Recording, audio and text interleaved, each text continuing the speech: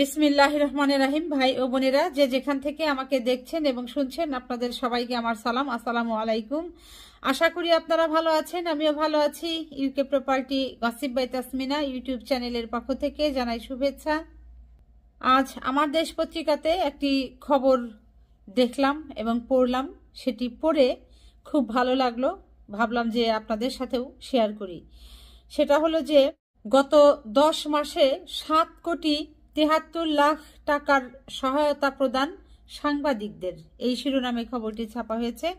বিস্তারিত যেটি বলেছে যে অন্তর্বর্তী সরকার দায়িত্ব গ্রহণের পর অসুস্থ অসচ্ছল সাংবাদিকদের বড় পরিসরে অনুদান প্রদানের সিদ্ধান্ত নেয়।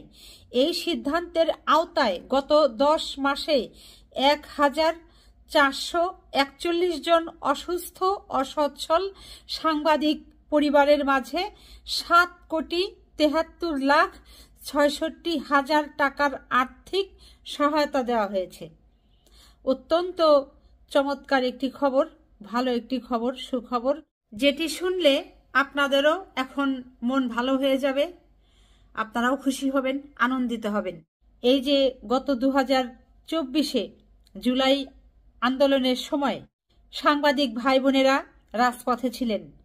তারা এই যে পুলিশরা গুলি করেছে, লাঠিচার্জ করেছে, তারপর গ্রেনেড ছুড়ে দিয়েছে ছাত্রদেরকে উদ্দেশ্য করে, বাংলাদেশের আইন শৃঙ্খলা রক্ষা বাহিনীর বিভিন্ন সদস্যরা, বিশেষ করে র্যাব বাহিনীর সদস্যরা এবং পুলিশ বাহিনীর সদস্যরা, সেই সাথে এদের সাথে যুক্ত হয়েছে এই আওয়ামী বাহিনী, ছাত্রলীগ, যুবলীগ, শ্রমিক লীগ, কৃষক লীগ, এরা সবাই মিলে যেভাবে 2024-এর আন্দোলনরত ছাত্রদের উপর, সাধারণ মানুষের উপর, শিশু নেই, বৃদ্ধ নেই, নারী নেই, এদের উপর যেভাবে অত্যাচার করেছে, চড়াও হয়েছে, গুলি করেছে, এদেরকে রক্তাক্ত করেছে, হত্যা করেছে, সেই সকল দৃশ্য, সেই সকল ছবি, সেই সকল সংবাদ এই সাংবাদিক ভাই বোনেরা মানে জীবনের ঝুঁকি নিয়ে তারা এগুলো তুলেছেন।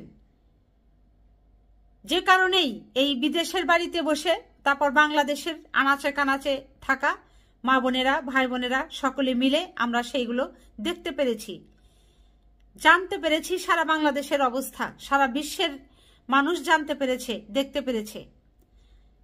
আর যে কারণেই তারা নিজেরাও গুলি খেয়েছে, অনেকে মারা গেছে, অনেকের জীবন আজ প্রায় যায় যায় অবস্থা হয়েছে।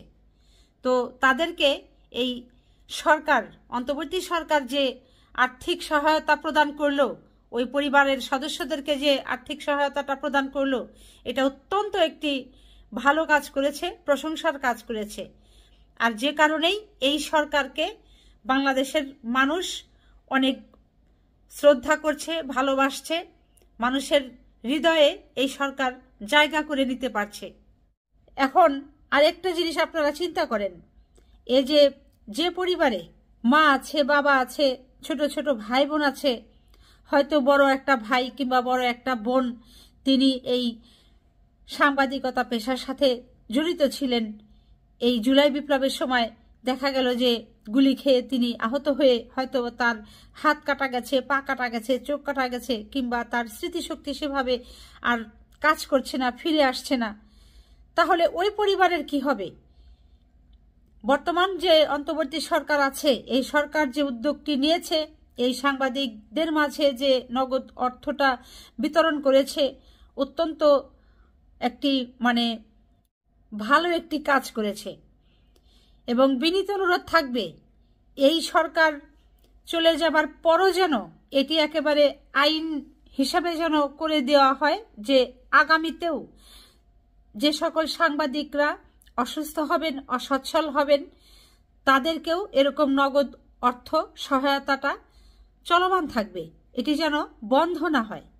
আসলে এই কথাটি বলার জন্যই এখন এই ভিডিওতে আমার আসা এবং এই কথাগুলো আপনাদের সাথে শেয়ার করা।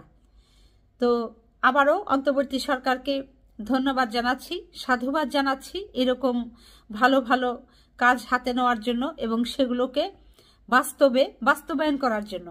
সবাই ভালো থাকবেন, সুস্থ থাকবেন। এবং আমার জন্য দোয়া করবেন। আমার এই চ্যানেলটিতে লাইক, কমেন্ট, শেয়ার এবং সাবস্ক্রাইব করবেন। আসসালামু আলাইকুম, আল্লাহ হাফেজ।